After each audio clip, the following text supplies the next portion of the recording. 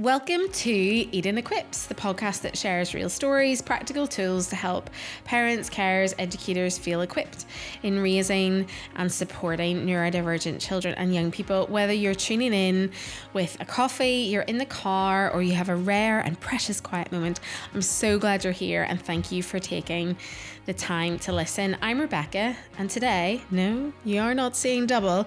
We're joined by a very, very special guest. Today we're joined by my sister, my sister Sarah. Today she's not coming on technically as my sister, though we'll not pretend to not be related through this whole thing. But as an incredibly gifted, passionate and experienced educator, Sarah's been teaching in various primary school settings for 9 years, we realised. Yeah, it's a long time. Which made no sense to us because we're like 15. Yeah. So 21 max. Yeah, it doesn't make sense at all. You've been teaching for 9 years, but here we are, adults apparently, teaching across Key Stage 1 and 2. Mm-hmm. And I thought it was about time we really actually heard from a teacher who is in the thick of it, on the front lines with all these challenges that we speak about on this podcast and things that we hope to change and challenges within the education system. So I'm delighted you're here, especially at 38 weeks pregnant today, officially. And a pretty sleep deprived as a mum already. So I really appreciate it. Who knows where this conversation will go, but I'll keep it contained. Okay. We'll keep it contained. We'll dive in, see what happens and see if we can be serious for this amount of time. But teaching, that's really what we're here to talk about today. Yeah. Listen, it's a tough gig. It is. I don't think we'll pretend otherwise. I really struggle at this time of year because then social media is like popping off about summer holidays. Right. Yeah. Oh, I wish I was the teacher because I get so much time off. Yeah. And I think even just by starting to say, and there was a whole debate online this year that I saw raise its head about like how ridiculous it is and it's not fair on kids, it's not fair on parents. And I really get like childcare. Yeah, it's you such really a understand challenge. that. Yeah. It is such a challenge. But for those who've never been in the education system or been a teacher or a classroom assistant or whatever that looks like, you don't realize the lifeline that the summer holidays are for educators to keep going. Yeah. Because if you don't know already, the turnover of teachers and educators is humongous. Here and in mainland as well. In mainland UK, it's massive. And here in Northern Ireland, in Ireland in general, it's a huge conversation. We've had teachers on already who've been teachers and stepped out of it. I was a teacher and stepped out of it. Like, it's such a big story. Yeah, nice. So stuff like holidays are important. But we're going to dive in and talk about some of the reasons teaching is such a tough gig. Yeah. And especially at the moment, I think I'm seeing that more than ever, the pressure more than ever. In your opinion, what are some of those biggest challenges that you were facing in the classroom or have been facing in that day-to-day of classroom? Yeah. What is it? Well, maybe like, first off, like I genuinely love teaching. Yeah. I actually do. You do. Like, it does a point, you drive you to tears, but, you know, also tears of laughter. It is such a rewarding job. It is such an incredible job to work with little kids and be that impact in their lives. Yeah. But it is really hard. Right. It is really, really challenging. Right. I think people don't realise how much it requires of yourself. It doesn't just require your intellect and your ability to portray. How do we do, multiplication? How do we comprehend a story? It's not just that intellectual capacity. Right. It's so much more. It requires so much of you emotionally. I think that's one of the huge things that is so draining as a teacher. I mean, like, I know I come home and I don't want to tell my husband to ask me, well, how's your day? And he'll chat away and I'm like, fine. Yeah. Because I've like spent the last 6-7 hours pouring out into children. It's not just you standing at the front. And as you said, here's how you do long division. Or sitting at a desk. I'd love to sit at a desk. Yes, you would have loved I would have loved to sit at a desk. I know. When my midwife was like, maybe you need to try and put your feet up a bit more. I'm like, I'm a primary school teacher. I can't. That doesn't work. Because it is so much more complex. And like, even if you look back to like your experience in teacher training, as in like becoming a teacher, in Stranmillis, that's not talked about. It's like, here's how to teach this, here's how to do X, Y, Z.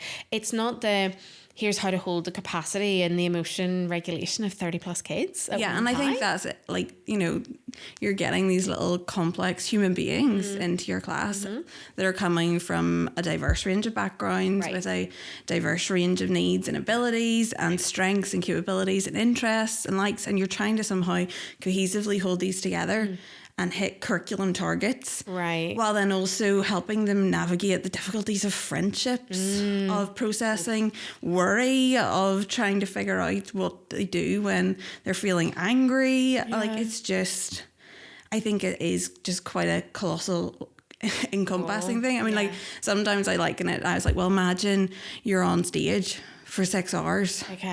But none of your audience are actually sitting really listening. They're falling out with each other. There's somebody in the corner having a meltdown because you've actually halfway through your performance given them a worksheet to fill out. And then somebody comes in and wants to assess how you're getting on, how your learners have got on, how have you got on as a teacher. And, you know, it's just actually exhausting because it's really so much of it. What's interesting in that analogy though, Sarah, is you're on show.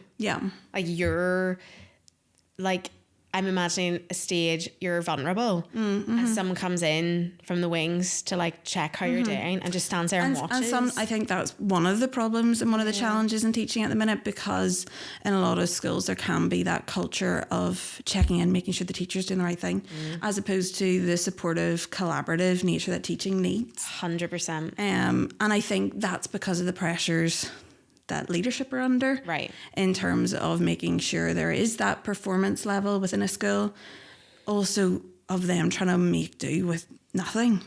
I think the reality is one of our toughest challenges is that our classrooms are complex and getting increasingly complex, and there's no support for it. There's no support, there's no funding. funding. In fact, it's cutting down, and in my experience over like the last in my teaching experience, that's that funding has been cut visually, that I've seen like learning support going, counselling services going, because schools can't afford them, teacher training, teacher like continuous training, gone, because schools can't afford it. And then what we're doing is what we can find, maybe a video online trying to update our skills, which isn't the same. It isn't the same, and it's not enough for being the best to be able to equip and work with the kids that we have in front of us, because the kids that we have in front of us aren't the same as they were, 20 years ago, aren't the same as they were before the pandemic. Like, let's be honest. I know everyone's like, don't talk about it. It's had a huge impact on a generation. What was that, 6 years ago now? So those are still affecting those kids that are coming into us and starting in P1, P2 and throughout. And I know that's, talking to colleagues that are in the secondary sector as well. Huge impact on emotional well-being, on mental health, on academic as well, capabilities and access. So some of that pressure, what I'm hearing is that there's more to do, but less to do with. Like, you don't have 100%. As much as you used to. That, you would notice that a child, there's stuff going on at home, you maybe know that, and all of a sudden now you're their sole support, rather than like, I'm thinking back when I was teaching, it would be like I would be supporting them, but I'd also have referred them out. So our in-school counsellor would be coming and doing sessions with them. And I think it's that frustration that there are still some of those services out there, so you're desperately referring these children, being like, they need help. And not getting it. Being like, because everything's being spread thin. And you're chatting to parents and you're telling them that this is what they need and this is what I've done, but then it's not coming back again, and it's 2 year waiting list, or it's like we'll see you again in 4 years, and you're like, this kid needs help now. And it's that whole like you were talking about collaboration, which is actually something I'd love to talk about today, but and that actually does lead us into that next point. But even before we get to that one, there's a few points of collaboration there. There's like government collaboration 100%. In terms of go into the classrooms, don't visit and take a picture and leave. Like, no, and don't look at there. Statistics. All that chat about A levels best year. I'm like, but our young people's mental health is the worst it's ever been. 100%. Like, if you look at it statistically, that's on the decline. And if you look at how the new curriculum that's coming out has been sold, it's been sold on statistics from countries, in Asia, and that's what. Culturally very different. And, don't get me wrong, the curriculum needs to change. It's 20 years old. Like, come on. It's wild. It needs to change. And there are some parts that I look through and I'm like, that could be positive, that's good. We need to change, we need to adapt because our children are different. but basing it off a culture that is thousands of miles apart, not just physically, but in all aspects. I know there's a lot of concern amongst staff. I've heard it, in various schools. That it's just not going to be what we need, and it's going to put extra pressure on teachers that are already demoralised and burnt out and trying to do so much. And that collaboration then, so, okay, government collaboration's lacking for sure. Yeah. But then even you're saying that in-house collaboration of then feeling like you're being watched rather than supported. Yeah. And you really beautifully acknowledge like that's because there's like layers of pressure and expectations. 100%. But I see that so much, which is interesting because obviously like I'm able to go into loads and loads of different schools, which is so interesting. There's always the same theme. And the hardest thing for me to do when I'm entering a classroom is to get the teacher to trust me 100%. and be like, I'm not coming in to like observe you, as in like I'm taking notes about what you. Yeah. I'm like, oh, how can I support? Yeah. And like nearly like praise you through this. And I've been learning to do that so much. Being like, here's some things I love that you're doing in your classroom space. Here's a few wee things that will probably help lessen the load a wee bit. Yeah. Like you're doing because so I much. think, you know, teachers in general, they are, you know, working so hard and trying so hard to do the best.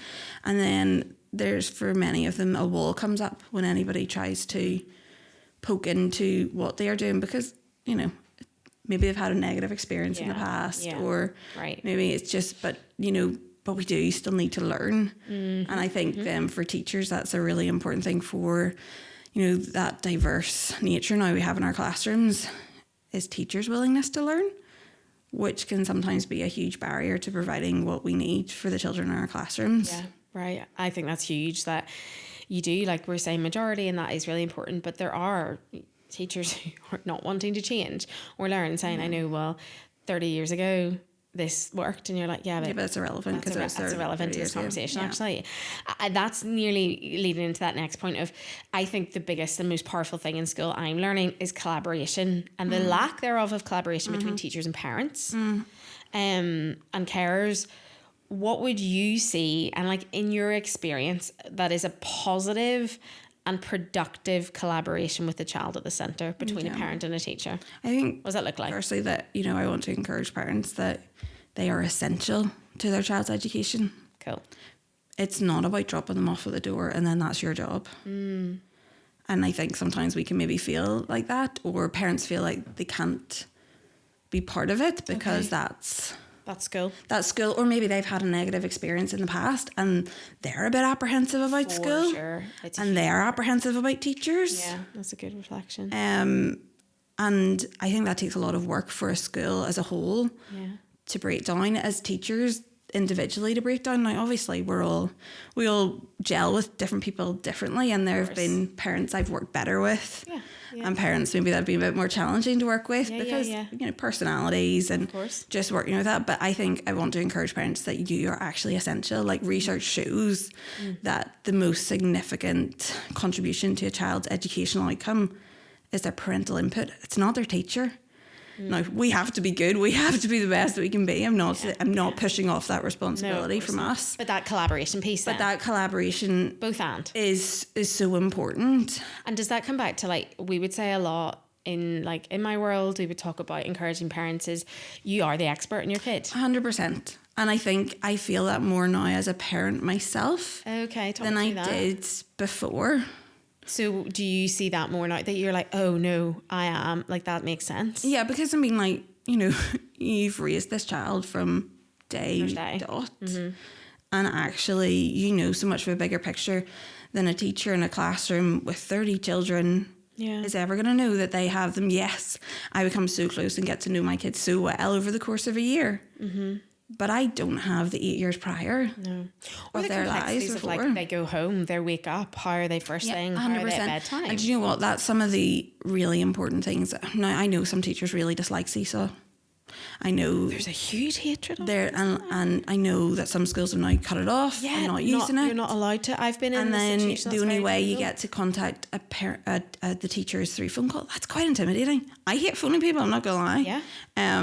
And that's quite intimidating for a parent to be able to now we still use Seesaw, which I think is great, because some parents are really good and said, like, we had a really tricky night. Right. Didn't sleep much. This has been a bit of a tricky morning. And I can see that before the kid walks through the door. So helpful. So then I know how to, and I actually know, well, actually that kid needs me to go over and make sure they get settled in, as opposed to being able to get on with their morning task. And doesn't that, even that whole thing with Seesaw that's happening that I've seen in various schools, doesn't that show the breakdown of collaboration? 100%. Of going, we're the teachers, you're the parents, we can't talk. Yeah.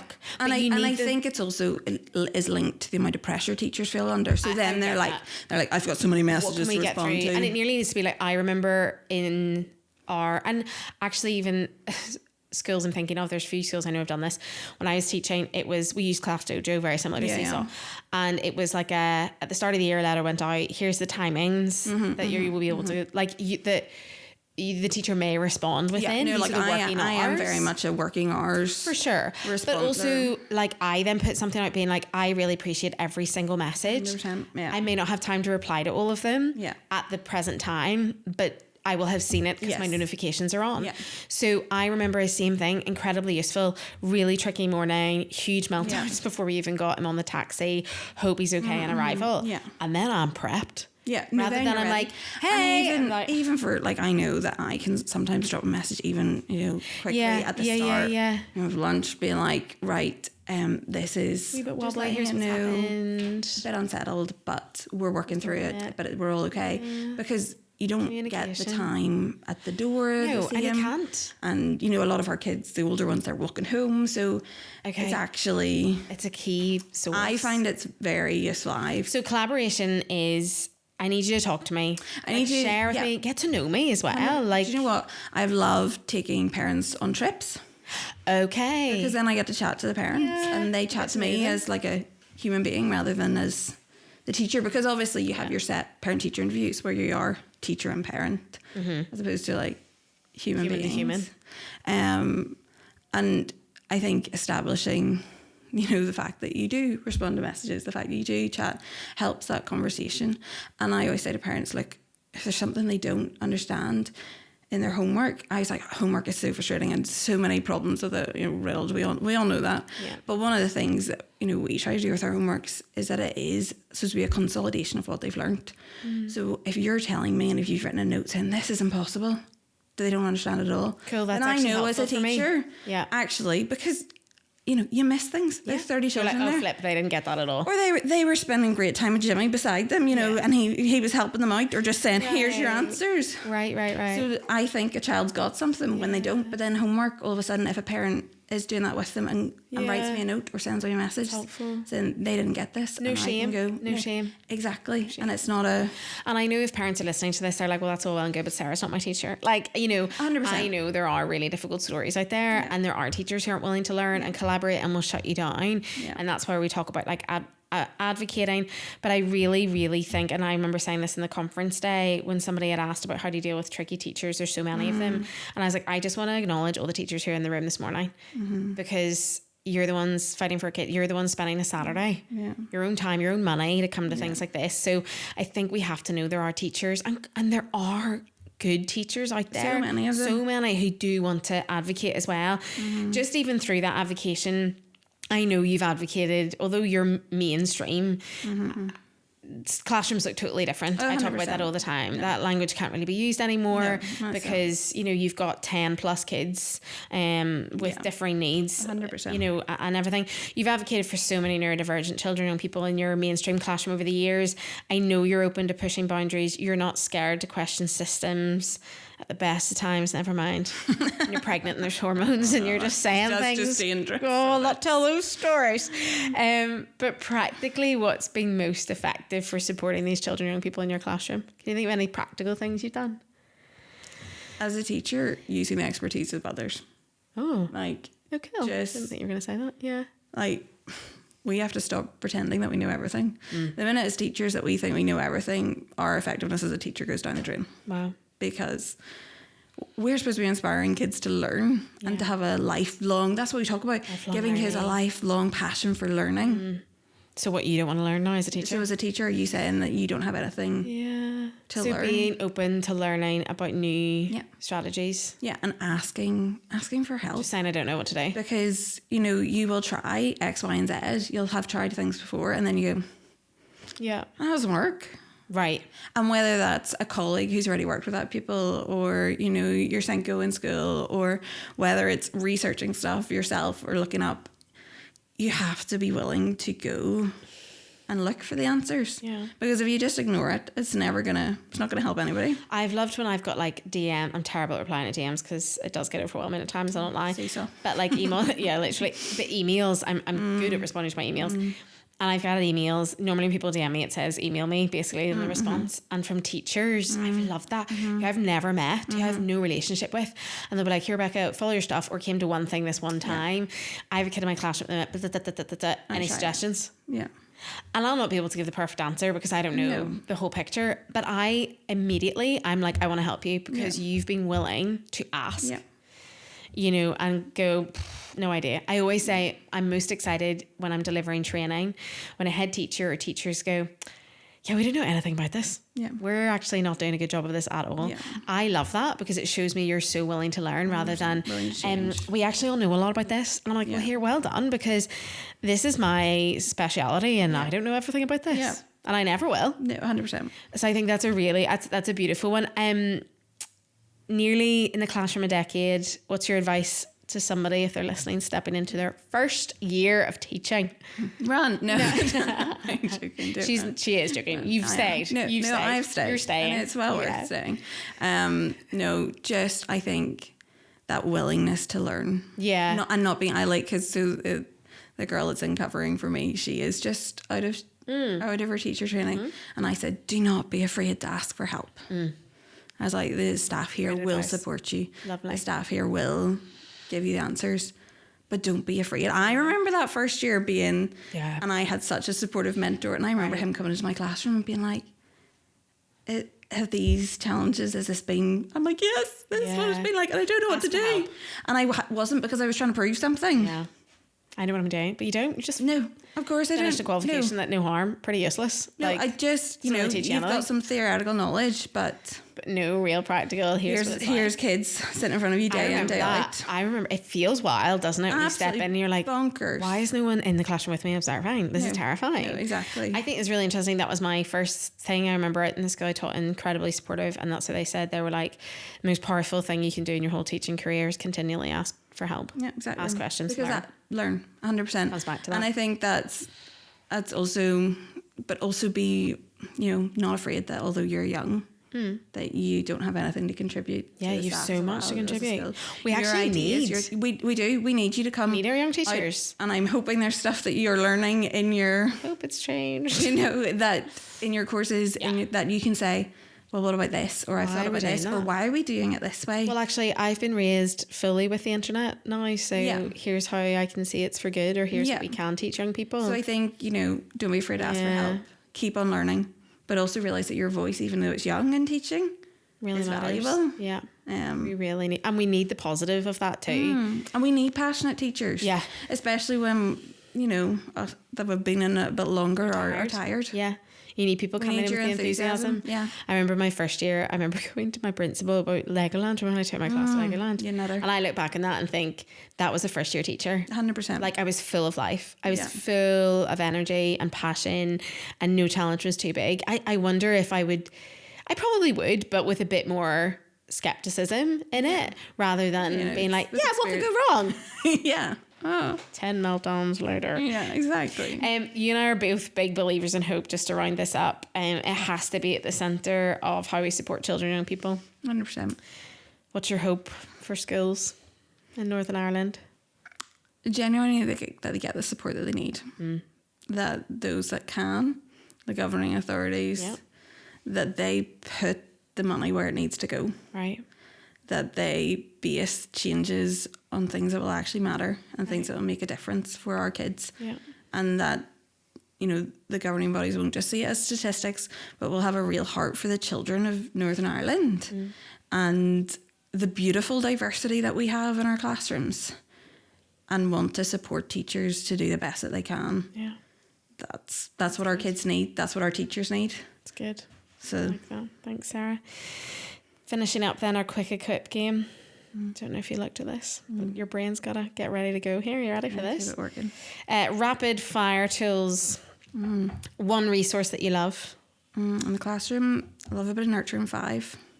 Yes, I've heard of this. Well, I think obviously from you. Yeah. Tell me that quickly. Even this is Nurturing rapid fire. 5 minutes in your classroom. Yeah. You do a little movement break, followed by a little bit of stretching, followed by some breathing together, followed by here's some nice music, put your head on the table for 30 seconds and just relax, brings everyone back down. Yep. Vital for some. Yeah, useful, beneficial for some. Yeah, exactly. And even just saying that, if you're listening going, I know, but I have X many kids in my class. I mean, Sarah, your percentage in your classrooms is high. with children with special educational needs has been extortionately high, actually. And that's essential. As you say, useful for all, vital for some. A mindset that helps you. Keep learning. Love it. And a piece of advice that you'd share with others.